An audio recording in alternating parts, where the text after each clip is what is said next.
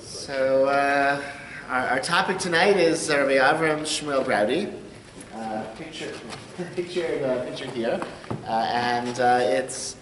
I'm both honored, delighted, and intimidated that I have some of his family are here this evening. But I think that also says something about his rootedness in this community. That so many years, over 100 years since his death, that his not only is the shul which he led still existing, this community still exists, but also his family is still here in Chicago. I was in touch with earlier in the week with Edward Reingold, who was married to Rabbi Braude's great-granddaughter. His mother-in-law was Rabbi Braude's granddaughter, and although she didn't know him, and I was connected to him because his daughter, Deborah Clapper, is married to one of my teachers, Rabbi Aryeh Clapper, so that was my connection to that family. And he has in his possession, Rabbi Clapper has in his possession some of Rabbi Braude's manuscripts, which he has typed up, a few of them, okay, for possible future publication. If anyone wants a project, he has manuscripts. Some of them he's typed up. But this could be, if you want to publish these books. Rabbi Braude wrote a number of books. So all of the information says that he has he wrote Beit Avraham, a multi-volume commentary. I have not been able to find it anywhere. As far as maybe it was published. I'm sure it was. Any of you have a copy? You've seen a copy of any? No. So his published writings, I don't know if any exist, or I have not been able to track it down. But there are manuscripts, and we're going to look at some of them. That's what we have in this packet here. Some of his manuscripts that Rabbi Clapper typed up. So we'll get to encounter his thought. Born in 1845. Educated in Lithuania, the town where Greater Lithuania, Jewish Lithuania, the town where he grew up. He was a rabbi in a town that today is in Latvia called, I think, what's it called? I forget the name. I read it and then I forgot it, but today it's in Latvia. I forget the name. I will. Okay.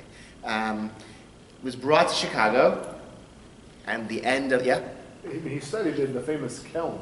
He was in Chelm. He was in Kovno. He had a very impressive education in Lithuanian yeshivas. We'll see he received an appropriation letter from the Rabbis here in Chicago that sort of speaks to his learning and erudition. Was brought here. He was the first rabbi, the first significant rabbi of the congregation. David, well, first rabbi of any contract. Yeah. There was one prayer. There was somebody who was here a few years before that is mentioned in some of the history of Chicago Jews, and then he was here for a few years, and for whatever reasons, they didn't renew the contract. They were looking for another rabbi, and they brought Rabbi Braude in, I think, from Cleveland. He was initially paid $18 a month. Right. That was a split job. The Chevra Tehillim paid, I think, half the salary. In 1894, he got a full-time position. The salary, I was told, was $600 a year, which is less than my current salary. But in 1894 dollars. That I don't know. Actually, I have not done that. I don't know. So this is what's carved on his tombstone. If you've never been to the Oakwood Cemetery, I strongly recommend going. This is a small cemetery that this congregation still owns. It's been in the press recently because some of the sections are not necessarily well maintained. It's hard to maintain a cemetery for several reasons. The tombstones back then were very elaborate, which means that you can't just use a big lawnmower and just cut the grass. You have to go in with a weed whacker and cut and prune because you have very elaborate carvings and sculptures and very, very tall monuments. It's also the financing of a cemetery where no one's been buried in decades or I don't know, whatever. There was no significant burials since the 50s. You think the last one was in the 80s. I'm not. 80s or 90s. Yeah, I haven't seen. I didn't see that. Most of the burials ended there in the 50s and 60s. Very few people who are currently members of the shul have ancestors there, Yeah. They're looking at us. Right, and these are that, right. You have an ancestor there too? Yes, my great-grandparents. Okay. But their children were in what, yeah? Because West Lawn was brand new in 1942, and my grandfather and his brothers purchased ranch there. There should be extra sheets on the Shulchan as you know.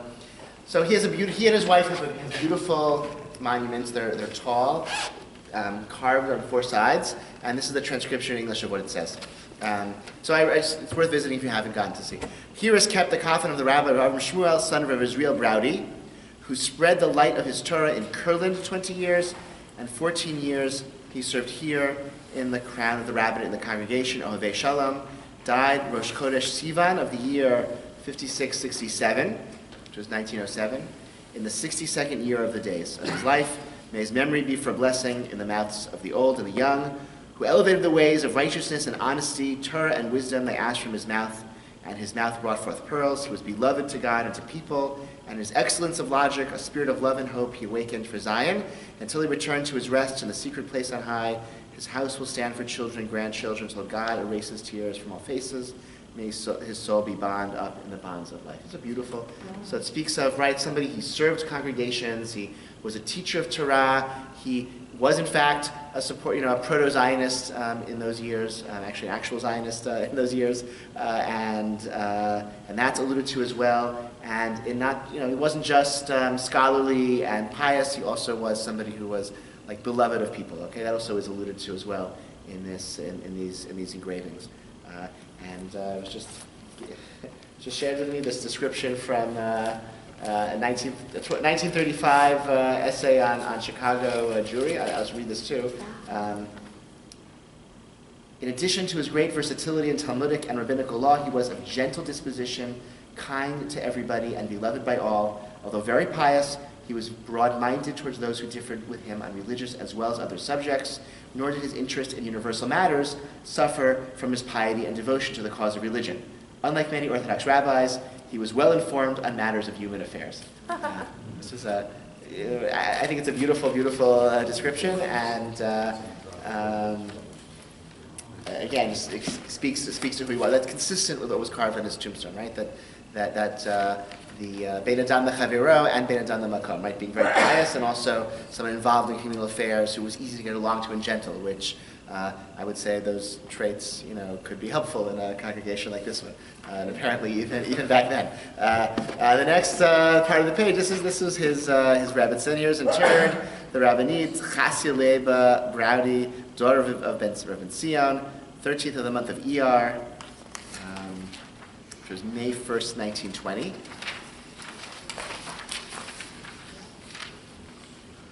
Important and honored among women, a branch of the trunk of the holy ones. To her husband she was a helpmate. To her sons and daughters she was a diadem. Her hand fashioned on his children. Her great husband was known in the gates. Man and his wife here interred in their lives, loving and fitting. The will of God united them always, and in their interment they are not separated. Their ways and the honesty of their ethics they left after them for their children. May her soul be bound up in the bond of life. So just in terms of alluding to children and grandchildren, how is everyone here? What's your relation? My relation is Rabbi Braude was my great-grandfather, and I'm named after him. Avraham Shmuel, that was his name. That's it. That's mine. So you never knew him, but you knew his. No, I did not. But you knew his children. I knew one of his children was my grandmother. Sophie Braude. Sophie Braude Ginsburg.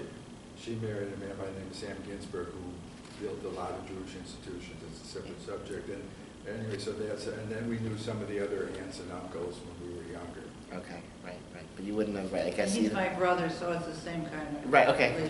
The thing is, I think that Samuel Ginsburg was our grandfather. Sophie Braude Ginsburg's husband was one of the founders of this shul here on Melrose Street.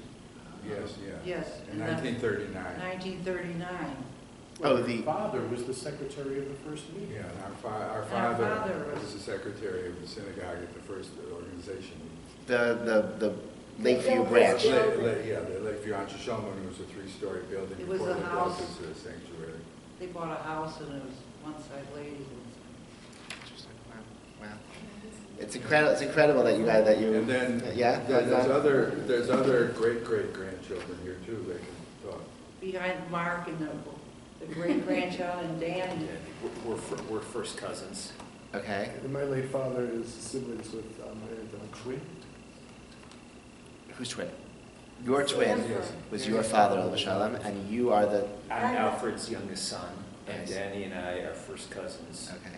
And Danny's father and my father Brothers. were twin brothers, and Sister. Sue is the older sister. So who's of- missing? Who's missing? There's an older. There's an older sister. I'm the middle of four. Okay. Okay. I'm really thrilled that you guys are here. This is It's great. not too complicated. There's only four. So if we get anything wrong, let me know. If you have anything to add from family lore, let me know. This is You're really doing interesting. very nice. so far so good. Okay, thank you. Okay. It's interesting to hear what you have to say. Okay. So this is a letter. Oh, I meant to. All right. I meant to print. I'm sorry. If we stick around, I can print it later. I can show you. I have a letter in Rabbi Braude's handwriting on his stationery that someone scanned for me. So I can show that to you. I'll print out copies. Okay. But this is a letter from the Rabbis. The Rabbis was also very important. Yaakov David Vilovsky. He was also born in 1845. He had a very, very interesting life. I'm going to sort of pull up just the dates and names for him. He's born in 1845, and in also Lithuania. Had rabbinic positions in Lithuania. He was in Vilna in 1881, very important, obviously, the Jerusalem of Lithuania, very, very major Jewish city. But he moved to a smaller community because he wanted to study and write. So he then was in Polotsk in 1883. He was in Vilkomir in 1887. 1890, he was in Slutsk, where he was one of the founders of the Slutsk Yeshiva, which is one of the great Lithuanian yeshivas, one of the daughter yeshivas of Volozhin. He brought Mr. Zalman Meltzer as the Rosh Yeshiva of the Slutsk Yeshiva. These are all very important names and places. And apparently his copy of the Yerushalmi that he used was the copy that the Vilna Gaon had handwritten notes on. And the Rabbis is maybe most famously known for writing his own commentary on the Yerushalmi, on the Palestinian Talmud, which was,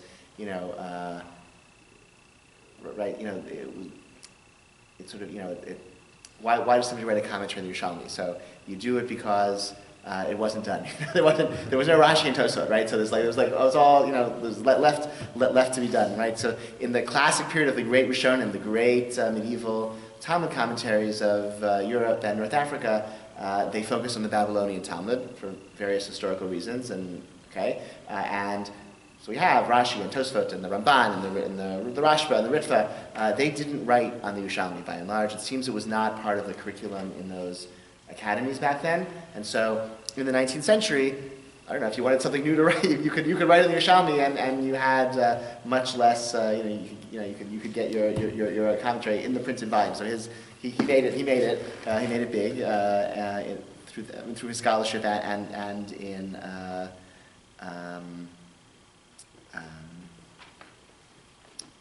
Scholarship and again for picking a topic that was sort of right for somebody to comment on. So he in 1900. So he was trying to the way printing worked back then is if you have multi-volume work, you're writing a commentary on Yerushalmi, you're going to print volumes of Yerushalmi, let's say, with your commentary. But you don't print it all at once because it's a hugely expensive undertaking. It could take many, many years. You probably don't even have enough metal type to print it all at once, right? So you'll make a plate, right? The way printing presses work, you have letters made out of metal. You make a page out of putting all the letters together. You print all those pages, and then you take it apart and make the next page. Or maybe you'll make enough pages for one volume, but you're not going to have a multi-volume book with all the metal plates preserved, because that's just so many hundreds of thousands of millions of letters, right? You don't have that many letters. So after each page, you would take apart the plate. So that means that the way publishing worked was you would sell subscriptions.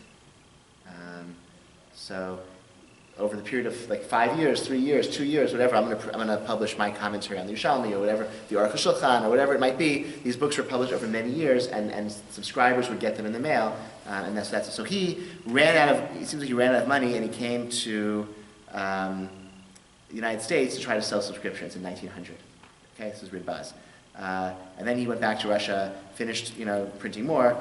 From 1903 to 1905, he came back to the United States, and this is when he started being known as Rabbi Yaakov David Ben Zev. Okay, the Ridbaz. That's so that's a big deal, right? To have an acronym. It's like you made it when you have your own acronym. In Philadelphia in August 1903, there was a meeting of what became the OU. That's not true. The United Orthodox Rabbis of America, which is not the OU. That's the Agudas HaRabbanim, which was a very important rabbinic organization back then. It still exists. I think they're less prominent right now, but they still do exist.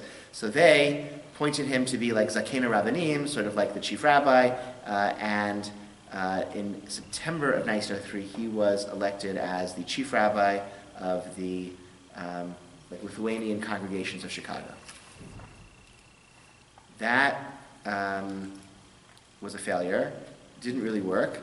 Went to New York, tried to establish a yeshiva there. That didn't work. And by 1905, left America and ended up in Tzfat, in the Galil, where he established a yeshiva called Toras Eretz Yisrael. And he's known for he had some controversial exchange of halachic debates with Rav Kook in 1909, in the Shemitah controversy of 1909, and he died in Tzfat in 1913.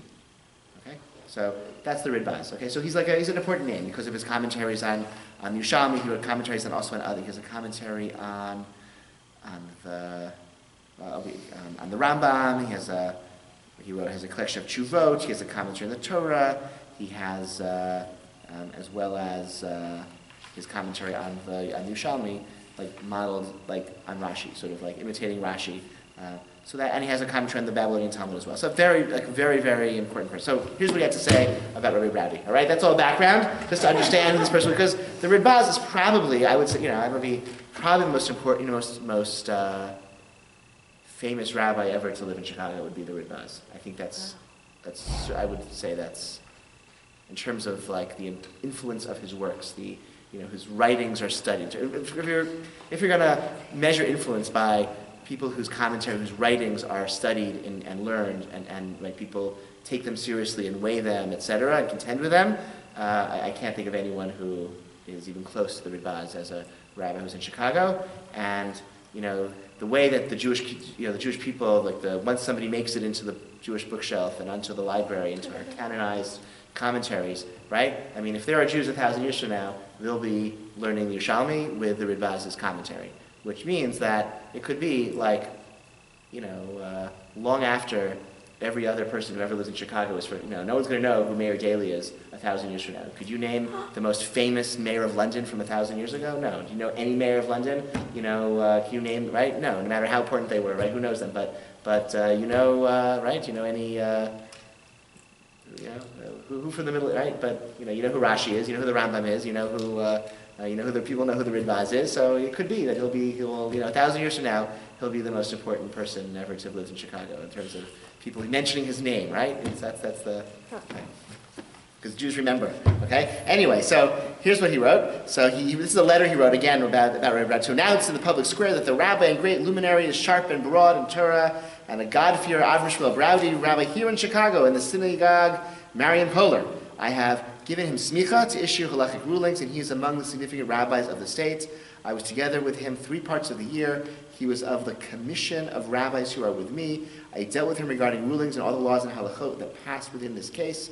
I found him prepared and fit for that position for a letter of rabbinic authorization and truly judged in accordance with the halakha. In other words, the Rabbis and Rabbi Braude were on a Beit Din together, and the Rabbis felt that experience was sufficiently positive that he felt he should write this letter to kind of give him this more formal appropriation approval. He already was a rabbi, but he got this additional smicha from the rabbi. That was also very common, still somewhat common, but I think it was very common back then. People would collect smichas, because they weren't rabbinical schools, or there were some, but But in the Eastern European world, there were no rabbinical schools. You would study in yeshiva for a number of years, and you would ask the Rosh Yeshiva or some scholar for a smicha. And then you would travel to different people, and they would have a conversation with you. They would talk and learning. They would examine you orally, usually, and then they would also give you smicha. And you would collect smichas from various people, and that's how it was done. That was pretty common. So he got this smicha from the Rabbis, and I support him both in his Torah and his precious character traits. He says, it's not easy to find someone with such positive character traits. Let's go back with the English. It's a little bit hard to read, make out all these words. Okay, and Hashem extend his days and years for the joy of his heart, beginning and end, and all for Israel. Okay, 16th of Kislev, 5665 in Chicago, said Yaakov the Rabbis. You see the old spelling of Chicago, which we still use for ketubah, okay, with the gimel, and that's okay, impressive. All right. Next two pieces here are, there's an English Dvar Torah and there's a Hebrew Dvar Torah. Both are based, so the Hebrew is just transcription of a manuscript of Rabbi Braude. The English is an essay that Rabbi Clapper wrote, but it's built on an insight of Rabbi Braude. So we'll get a sense of like who he was a little bit through his Torah. Okay.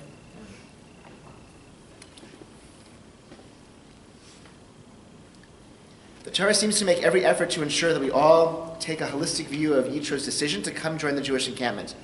Yitro, Cohen of Midian, heard all that Elohim had done for Moshe and for Israel, his nation, when Hashem had taken Israel out of Mitzrayim. With that, Hashem had taken Israel out of Mitzrayim, but Chazal seemed to undo that holism by understanding the basis of Yitro's decision granularly. What hearing did he hear, and therefore come to convert? Okay, this is if you're familiar with Rashi, the beginning of Parsha Yitro, all the commentaries discuss, Vishma Yitro heard, and he came to join the Jewish people. What did he hear? In other words, the Torah is, maybe Pshat is suggesting like he hears everything, but Chazal want to focus on what precisely is it that precipitated Yitro's coming to join, right? And the obvious contenders are maybe you heard about the splitting of the sea, or you heard about the giving of the Torah, or you heard about the what? War with Amalek, exactly. How can we reconcile these opposing perspectives? Perhaps Yitro's desire to convert was holistically motivated, meaning the whole big picture, the whole story, but he put that desire into practice only after a specific event. This phenomenon is very common, but often hard for born Jews to understand. If you recognize the truth of Judaism and yearn for the relationship with God it enables, how can you allow delay? Yet we also see recognizably parallel phenomena regularly with regard to shidduchim and other spheres of life. You know you want to do something, you have a motive, but it takes sometimes months or years even before you actually do it, or something has to precipitate it, okay? You want to ask her out, you want to whatever it is, they say, oh, you should date that person, and like, finally you do it, and then you marry, like 3 weeks later, but like after delaying for like 2 years to actually like call her up for coffee. Or, it's certainly true in conversion too, you see people who, almost everyone actually who comes to convert, there's like years and years of thinking about it and being drawn to Judaism as a child, and then there's some event that like, okay, I'm going to actually like go speak to a rabbi about converting. Okay, so Yitro could have been like that. The Talmud offers 3 contestants for the final catalyst. Rabbi Yeshua suggests the Torah is in psychochronological order. Yitro heard the events that the Torah narrates immediately preceding his arrival, which is the war with Amalek. Rabbi Lezer Modei suggests that the Torah is foreshadowing. Yitro heard the immediately following episode, the giving of the Torah. And Rabbi Eliezer suggests the Torah is in actual chronological order. Yitro heard the splitting of the sea, and the remaining episodes of Parshat B'Shalach are while Yitro is traveling to get to Moshe. So splitting of the sea makes sense, that's divine power. Giving the Torah makes sense also, that's revelation. But why would Yitro be catalyzed to join the Jewish people with the war with Amalek? What about that is going to draw Yitro to the pit? Okay, so my usual answer is Yitro wanted to make a contribution. Let's skip that paragraph, okay? Next page. But Avraham Braude of Chicago, my wife's maternal great-great-grandfather, okay, took a different approach. And he says, I'm in the process of deciphering his manuscript in the hope of eventual publication. Rabbi Braude suggests that if Yitro comes in response to Amalek's coming, that his motivation and theirs must be connected. They respond differently to the same stimulus, okay? So there's this position of Yeshua that Yitro joins the Jewish people after hearing about Amalek's attack on us, means that there's something, it's like 2 divergent responses to some similar agitation. What stimulated Amalek's attack? The Tanchuma says via a pun, Amalek battled with the Jews in a place called Refidim, which can be revocalized as Rafu Yadehem, which means their hands weakened, which that Tanchumas understands as saying that the Jews' grip on Torah weakened, or their grip on mitzvah weakens. This is plainly not a compelling textual basis. Moreover, it denies Amalek any agency at all. They are utterly inauthentic. They can only react to what the Jews do. Like predators, they are ineluctably attracted to the scent of Jewish spiritual weakness. But why? One second. This is my son and babysitter. Hello? Oh no, who got a splinter?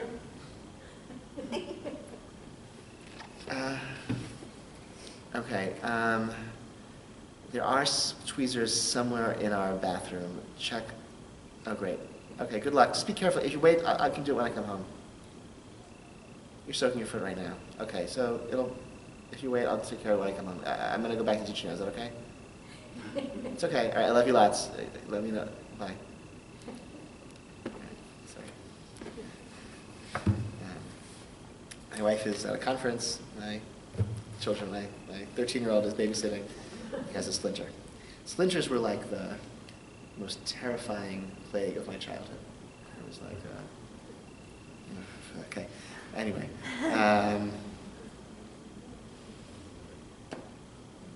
Okay, so according to this version, the Jews, we at this point, our connection to Torah and mitzvah weaken.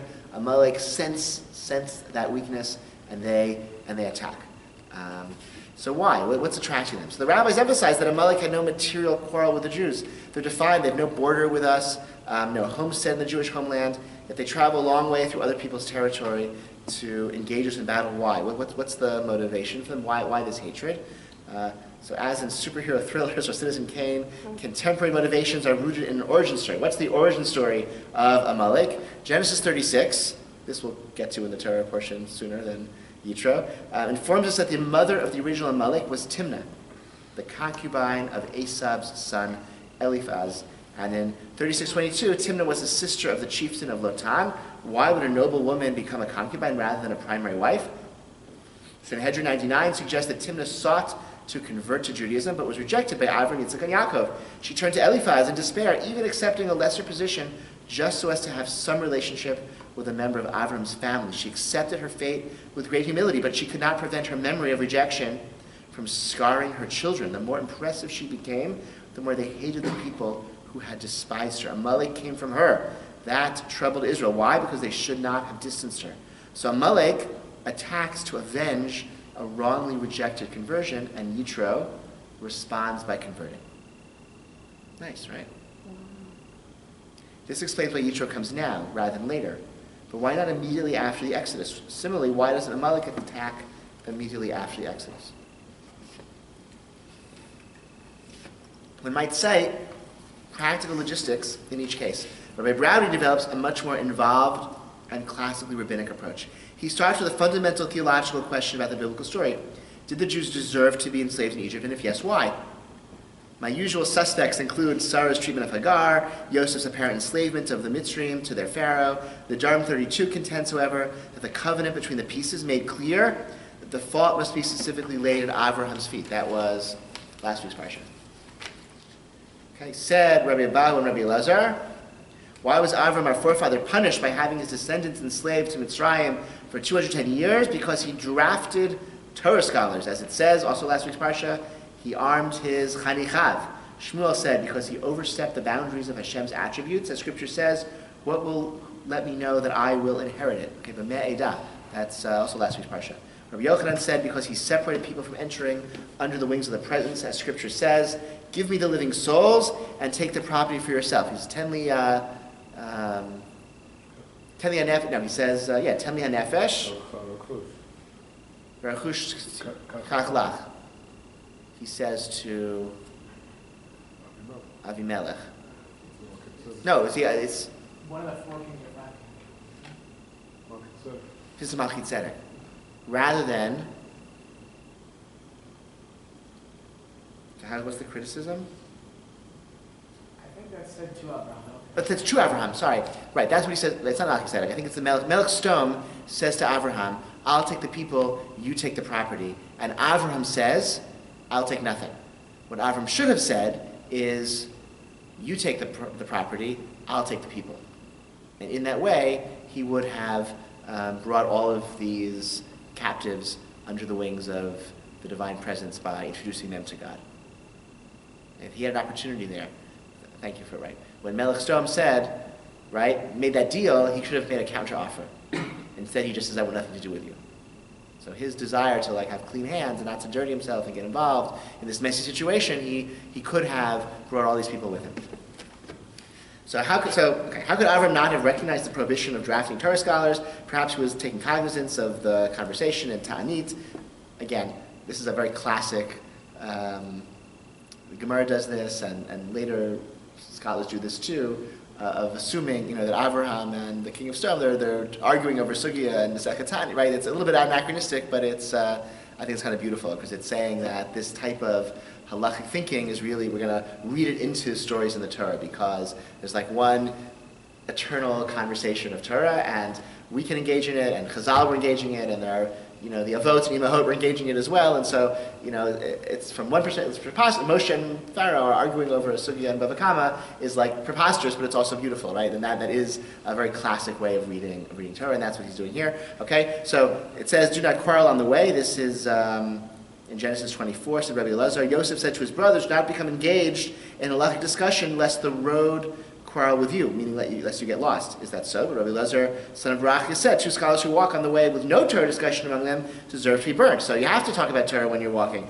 This is no difficulty. One speaks of surface study, the other of analysis. So analysis, Yosef is saying, when you're going back, don't just have a superficial Torah conversations, learn Daf Yomi only, don't do anything deeper, because then you'll get lost.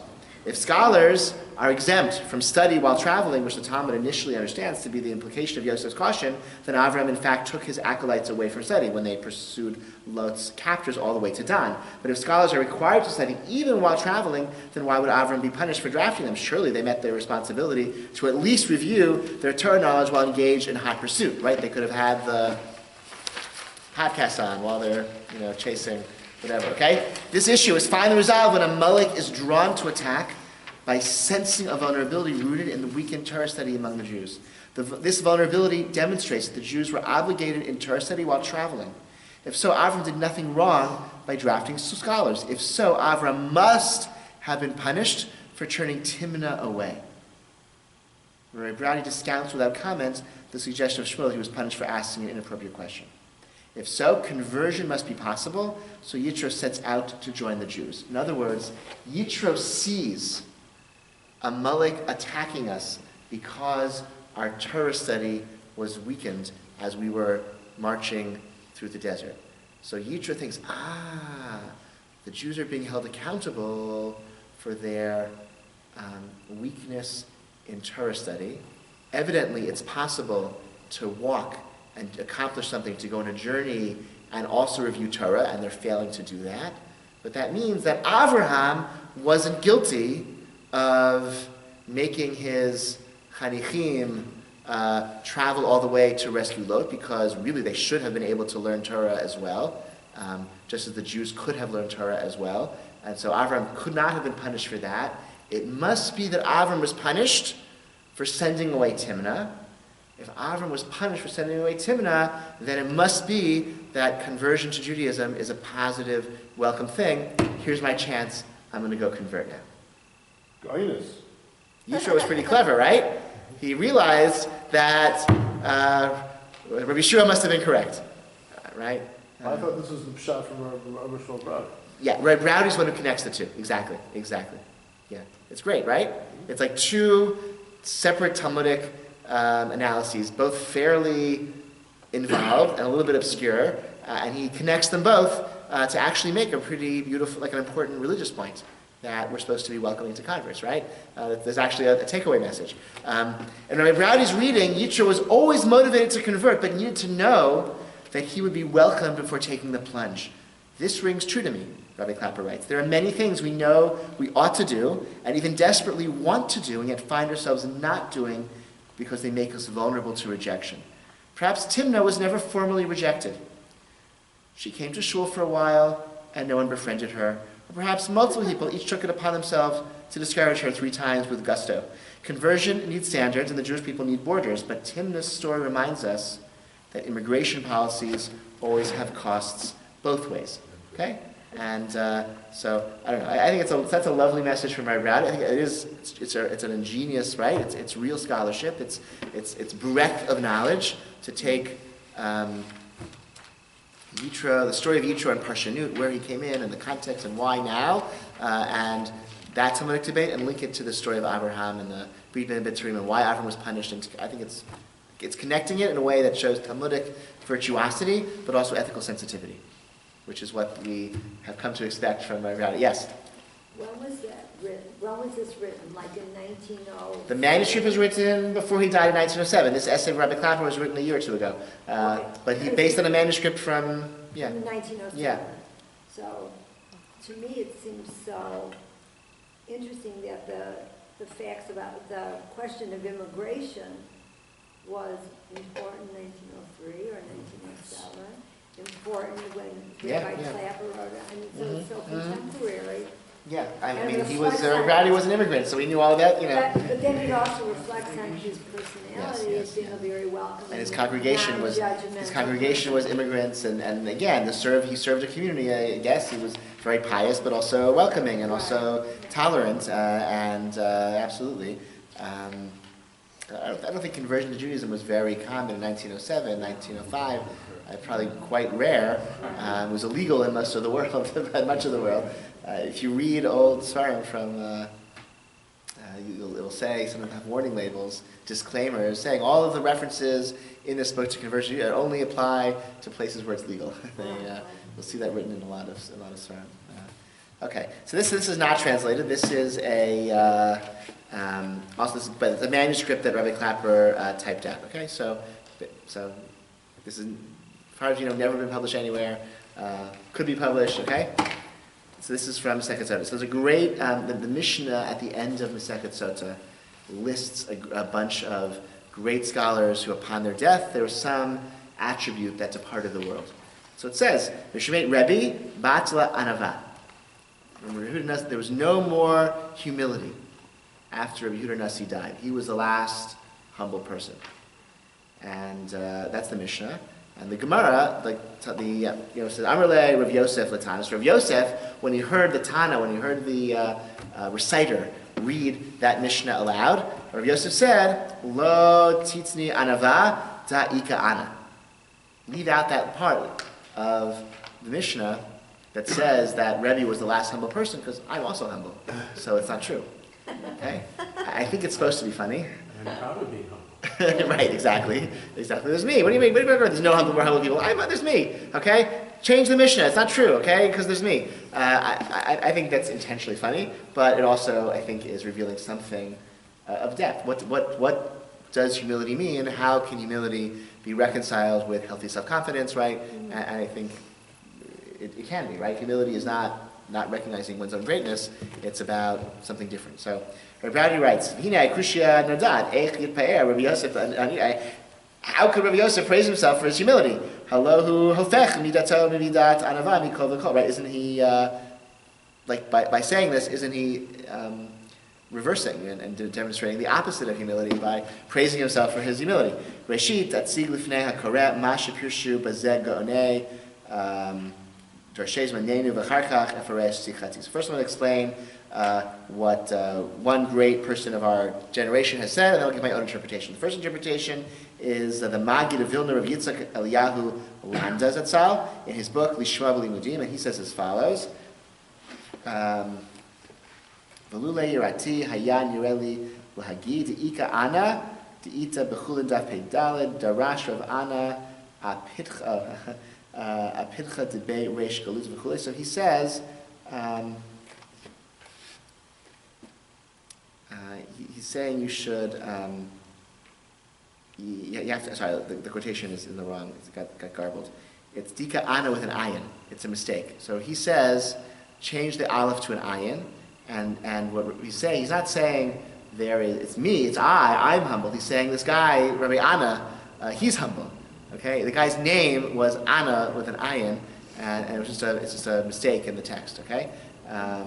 As it said, and it's a character we know from the Masechet Chulin, Darash Rav Ana, Apilcha Debei Reish Galuta V'Chulei, right? He gave this fellow, Rav Ana, said this thing, Amalei Rabba, Shuma Kamar, L'Shamte, L'Amore Mine, Perish Rashi, Yechatchu, L'Shono, O Yishmetu, Ha'amora Mine, L'Baishu Al Zeh, V'lo Matzana Sharav Eina, Heshiv Shum Devar Al HaBiyush Shabaishu, L'Fi Shahaya Anav, Fu Haya Bimei Rabba Rav Yosef, Shema Rav Yosef, Lo Tizni Shabbat La'anav, T'ika Ana, Shehu Anav Me'od Akan L'Shono. Okay, so there's a whole story about this guy, Rav Ana, and they treated him poorly, and he said nothing about it. He didn't, defend himself. He displayed great humility, and he was around the same time as Rav Yosef, and so Rav Yosef says, take out that line about there being no more humble people, because there is Rav Ana, who's very humble. Not that there's me, there's Rav Ana, and that makes perfect sense. But Rabbi Braude says this is a very far-fetched explanation for two reasons. So it's like Shagam Sham Lo Nikra Ana Ella Eina, because the guy's name was not Ana, it was Eina. Okay, so don't tell me, right? It's like a double change emendation you have to make.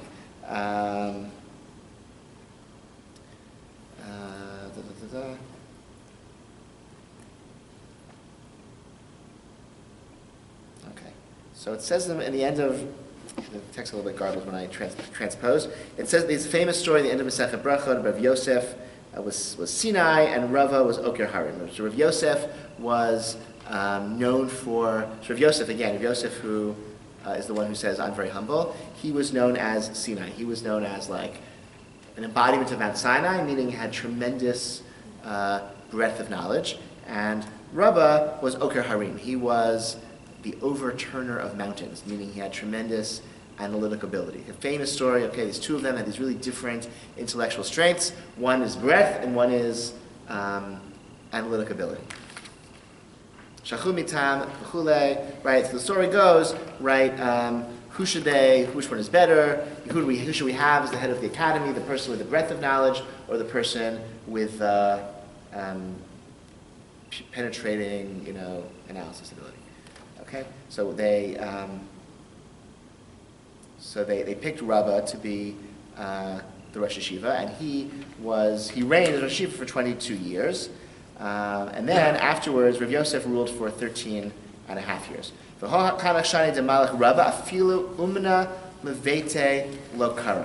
Okay, and the entire Perish Rashi.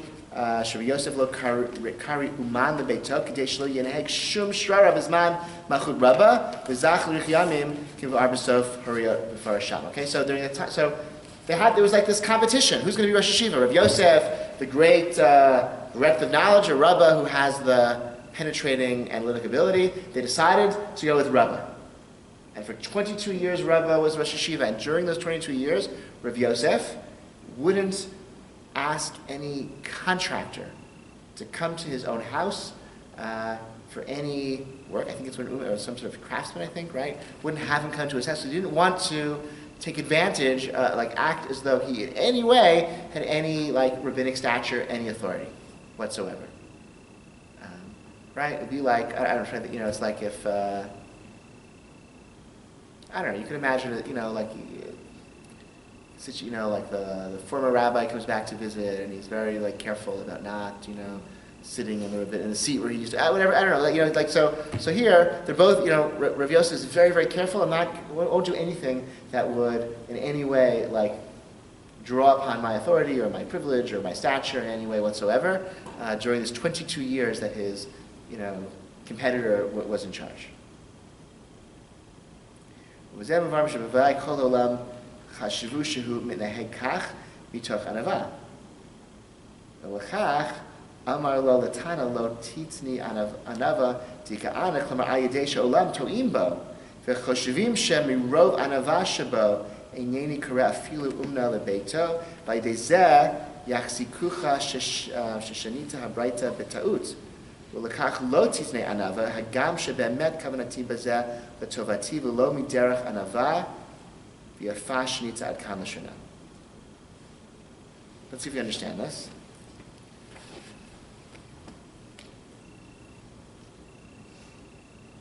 I think he's saying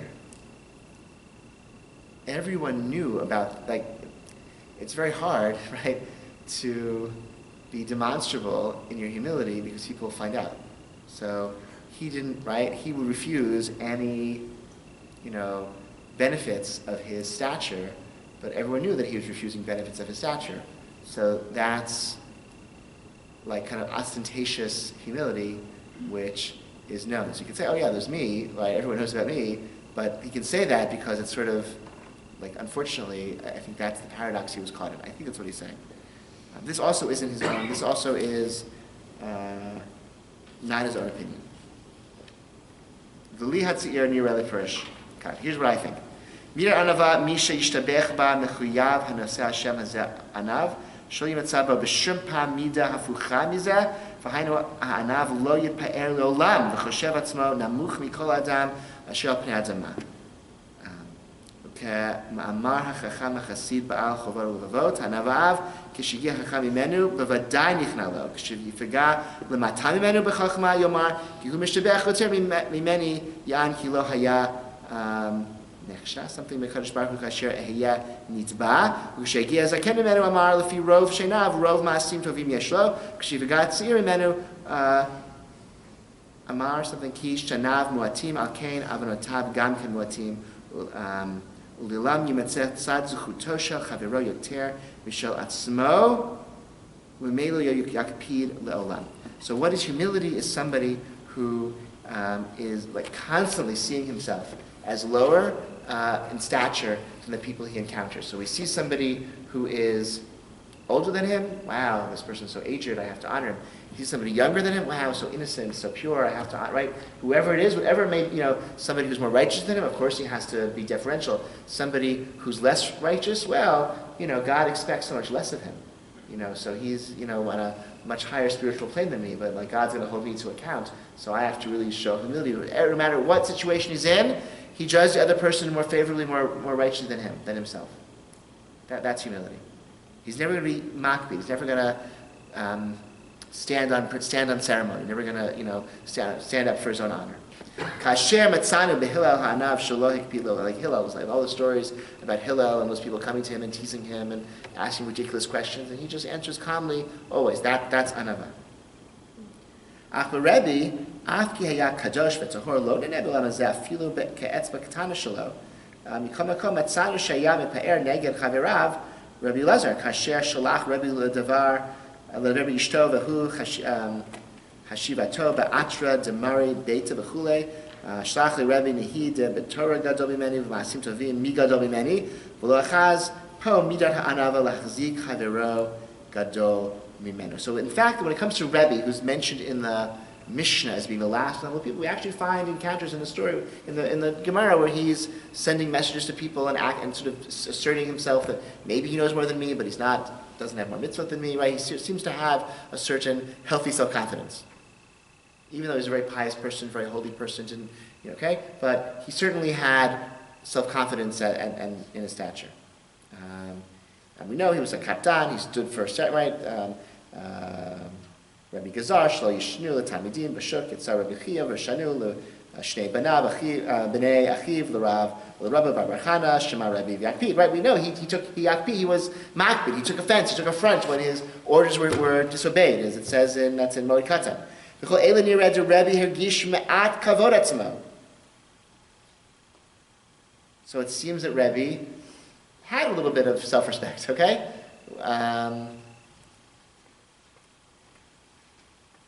Neged has something hapashut shetzarich liyot banav v'zeh shamar Rav Yosef latana lo titni anava v'tzolemer lo titni shehaya Rabbi kol kach anav ach meshemet Rabbi lo nimtza od anav kamohu lo titni kach lo haya anav kedabayi deha'ika ana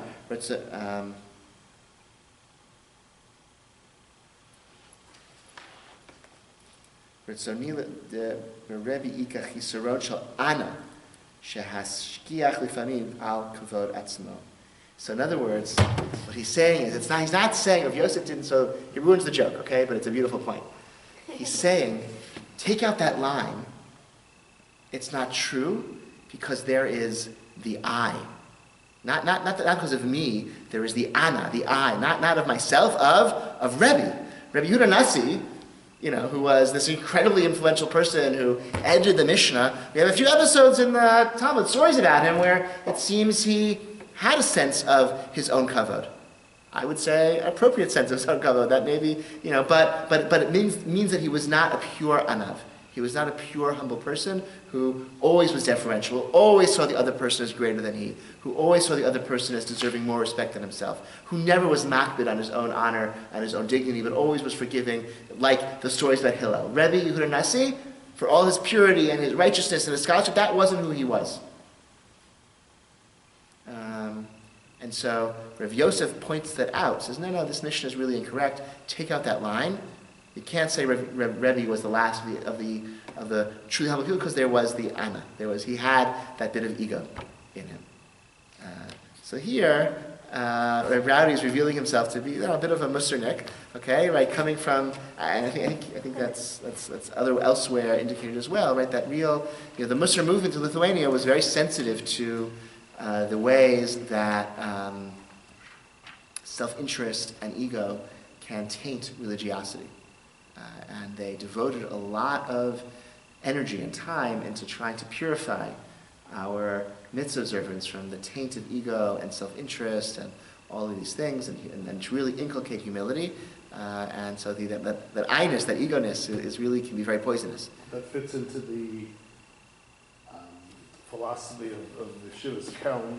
Yes. Which was their big, I think that was a big. That was the Musar Yeshiva, yeah, right. So here you have, so that stuck with him, right? So I think it's a beautiful interpretation, and very creative. So he's quoting all these other interpretations, which are also very nice, but here he offers something of his own, which is really quite bold, and but really expressing that Musar Yeshiva. So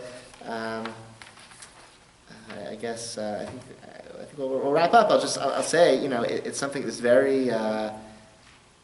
I think all of us who are part of this community, I think just that we have this tremendous heritage of rabbis who've served this congregation and their students and their families who learned from them and were inspired by them. And I think those are really, when I moved here, people said to me a lot, "Oh, you're really big shoes to fill, and which is obviously true. But really, all of us, I think we have big shoes to fill in this community.